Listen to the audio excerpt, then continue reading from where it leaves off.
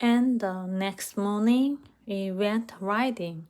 Oh, yes, I could ride, and yet it was the first time I'd ever been on horseback. I can't understand how things are just like that in Nangela. That you can do anything, I mean. I galloped on as if I'd never done anything else. But to see Jonathan when he was riding, the woman who had thought that my brother looked like a prince in a saga, she should have been there as he came swooping along on his horse through the meadows in Cherry Valley. Then she'd have seen a saga prince that she never would have forgotten. Oh, as he came at the gallop and then leaped over the stream, as flying, so that his hair was flowing around him. Yes, you really could believe that he was a prince in a saga. He was nearly always dressed like that, or perhaps more like a knight.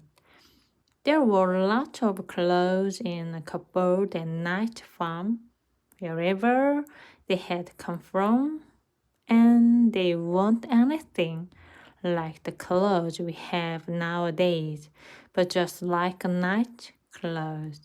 We had got some off for me too, having thrown away my ugly old rags, which I never wanted to see again. For Jonathan said we must be dressed so that it suited the time. For Jonathan said we must be dressed so that it suited the time we are living in now. Otherwise, the people in Cherry Valley would think we are peculiar.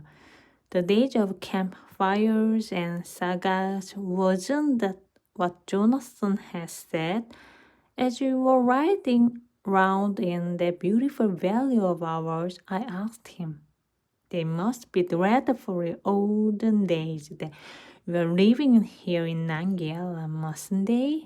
You could say that in some ways, said Jonathan. They are indeed olden days for us, but you could also say that they were young days.